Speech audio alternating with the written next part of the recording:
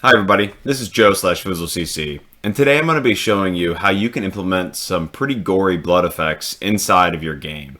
I'm specifically going to be doing it on a pixel art style platformer game, and I'm going to extend the platformer state machine that we covered in our last video, link up above. So with that said, let's go ahead and jump in and see what we're going to be making. Alright, look at this. Oh, look at all that extra gore that we just added to our game. Now you're going to notice there's a few things. There's some animation going on. There's also some staining going on of the tile set. And I was pretty excited about this when I figured out how to implement it. And I want to share that with you today. Specifically, we're going to be making use of a number of different elements inside of Construct 3. We're going to be using the timer effect. We're going to be using the tween effect. We're going to be using canvas. And we're also going to be making use of the physics behavior on the blood itself. So let's go ahead and jump into the event sheet and see how this was made.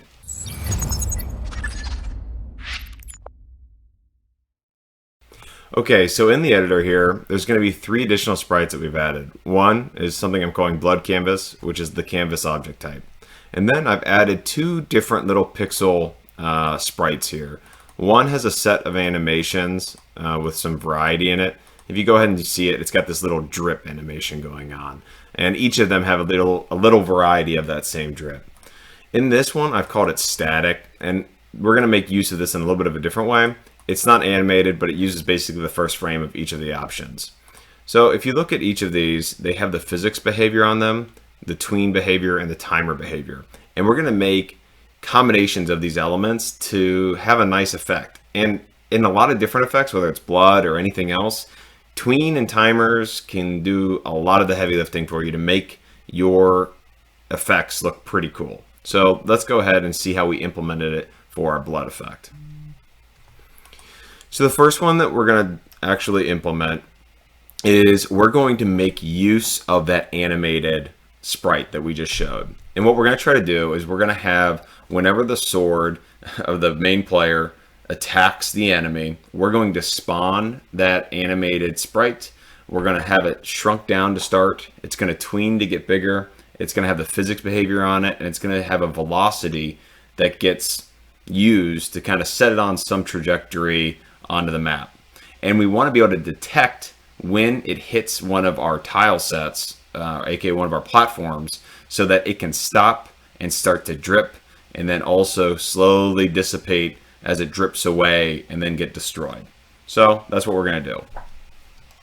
All right, so inside of our attack animations, which I did add here, and like I said, I'm not going to cover the state machine piece of this in the tutorial. Feel free to download the C3P file. It will be available on my itch page.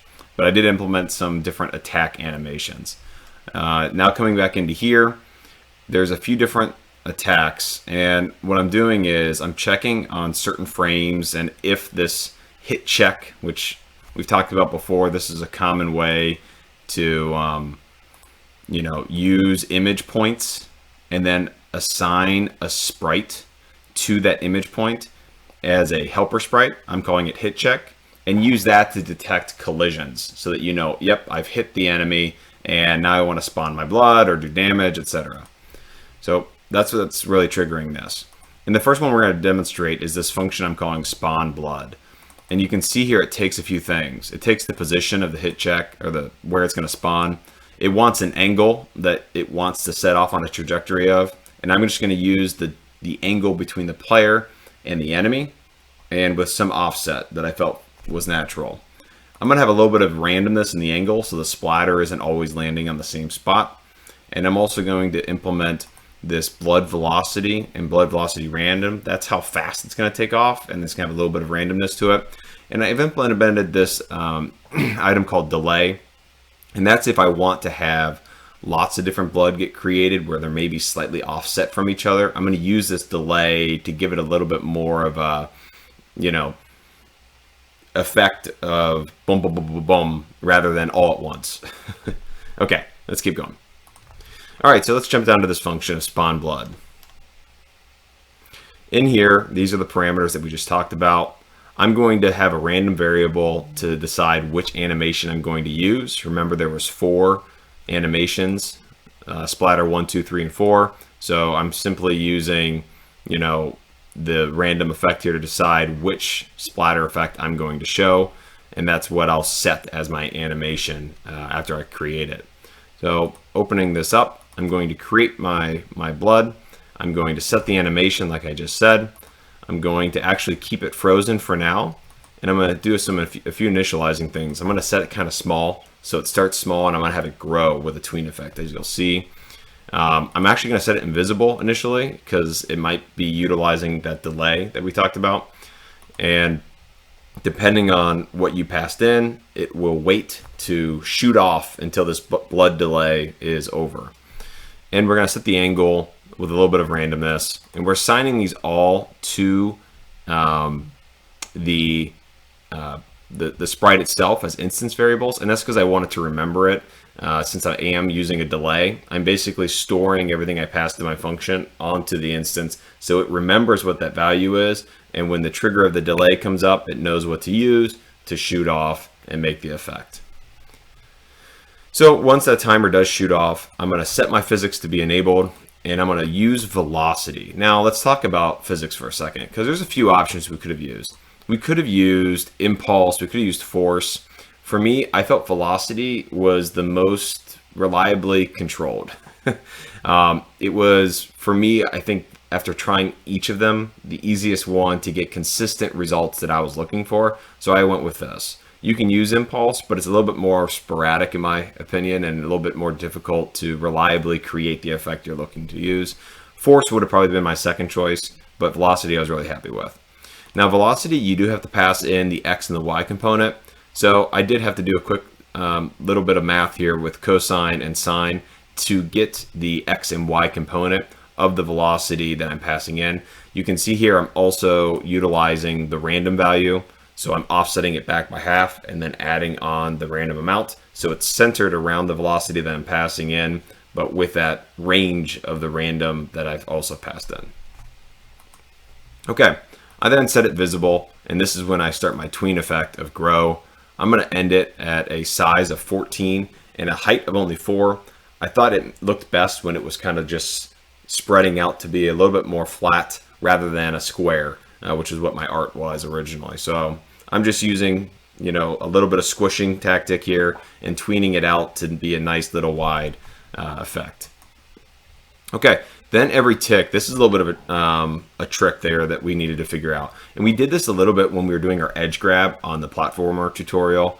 This is a trick to look at the tile set itself versus a position. And you're basically passing in a position to figure out what tile is there. And if it's anything other than -1, it basically means that there's a tile being used and placed right there. A -1 would be empty. And so if I check for each of these that they are -1, then I know that my whole sprite is sitting overlapping a tile.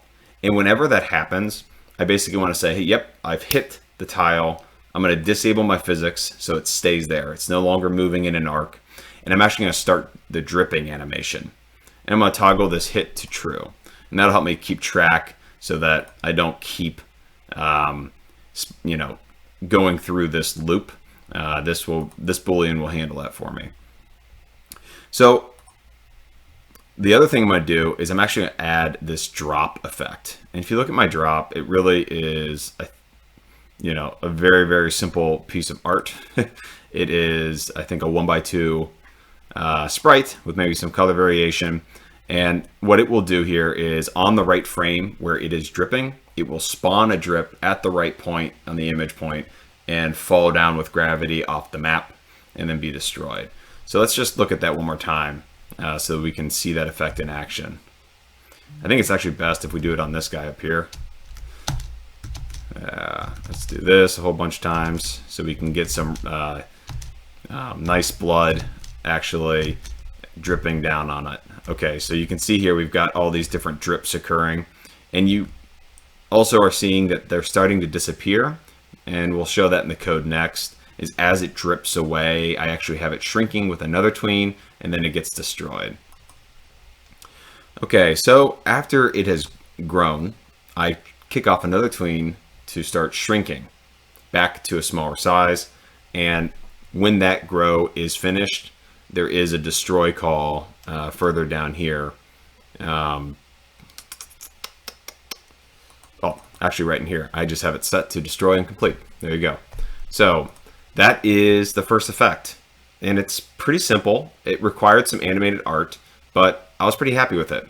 Now the next challenge I wanted to have was, can I stain my tile set? So after the blood hits it, I want it to stay bloody. And I also didn't want to have my object count keep going up and up and up and up. So I'm going to make use of the canvas to paste the blood effect onto the canvas, but only when it's overlapping a tile. And that's going to be our second effect.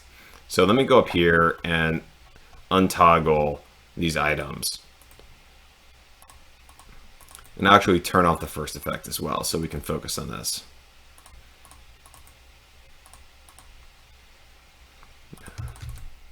All right. And this one, if you're wondering why I have it repeated here, I mean, you could use a for loop. I was just lazy.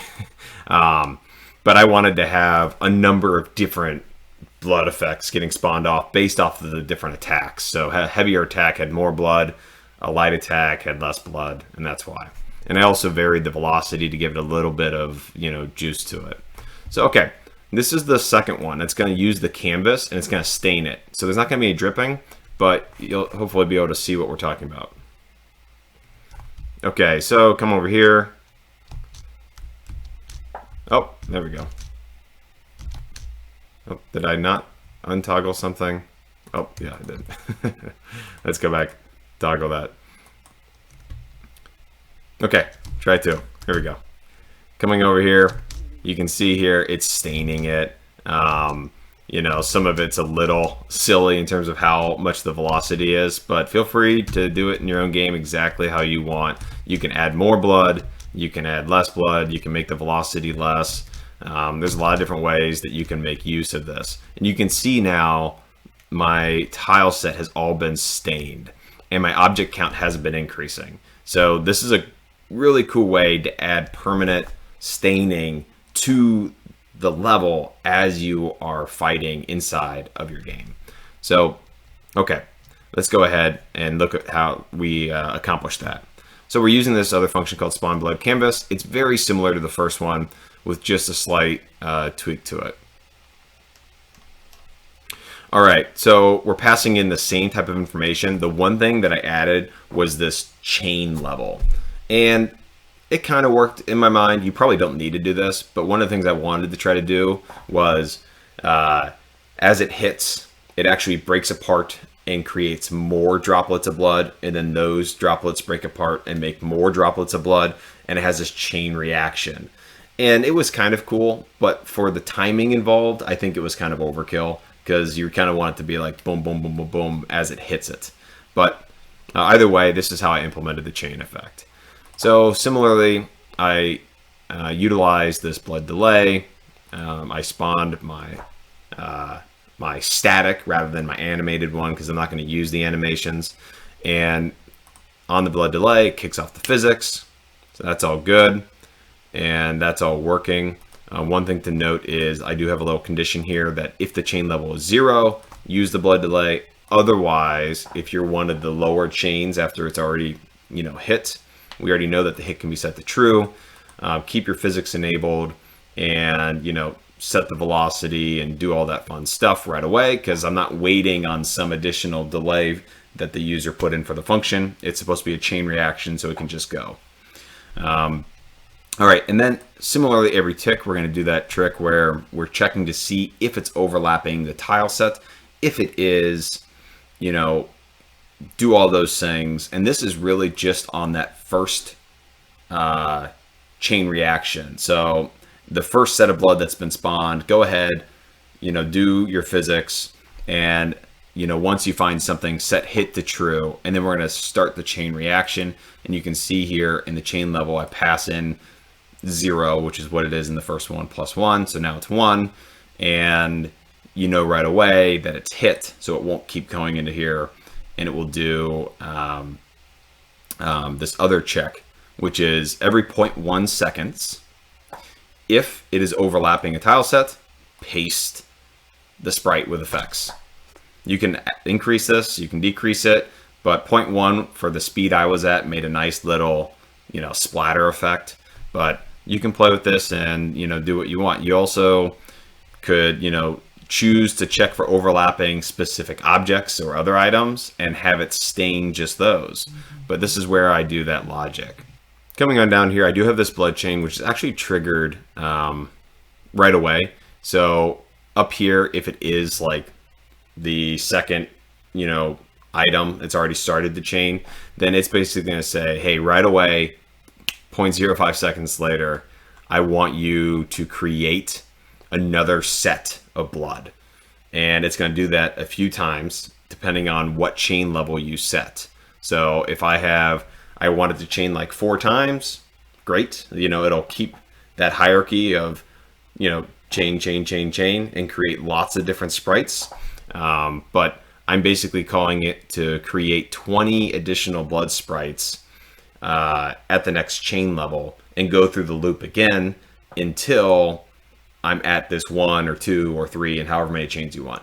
I actually found, like I said, this is a little bit overkill. 1 additional chain was just fine for how much I wanted the blood to be traveling at from a speed perspective. Any additional chains, I was just already like off the viewport. So, and then lastly, I have a timer here for destroy so that I can destroy the item off this timer so I don't have my object count, continuing to go up, and it's staining the map, and it's just gonna have that brief explosion of sprites, just like a particle effect, and then it's gonna stain the map, and it's gonna go ahead and then destroy all those sprites again after a short period. So let's go ahead and turn all these back on. And I think the combination of the two was probably my favorite result, because I liked the dripping animation. I thought that was pretty cool. I liked the staining effect because I thought it was kind of novel. And I mean, obviously there's a lot of games that do something similar, but it was the first time that I had attempted to do it. So I had a lot of fun with it. And let's go ahead and hit play and play it one more time, and then we'll get this video posted. All right, take a look at that.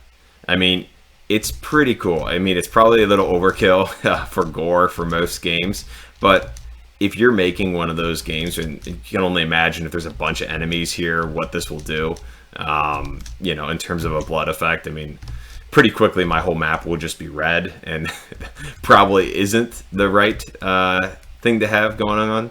But, I had a lot of fun making this. If you did enjoy this tutorial, please consider subscribing, giving me a thumbs up. It's free for you to do, and it makes a big difference for me. And of course, last but not least, thank you to all my patron supporters. You guys are awesome. James Welch, Clone13, McCall, Stevie Conlon, Samuel, and Pierre. Appreciate your support. Again, if you do support me on Patreon, all of the art assets that I do have up on itch are free. And if you are contributing, it just enables me to buy more art, and I give away as much as I can for free for the community. Again, check out the itch page of that platformer asset that you saw. He's totally free. He's got 21 animations on him at this point, so pretty fun character to run around with and learn how to make a platformer. So thank you, everybody, and have a nice day.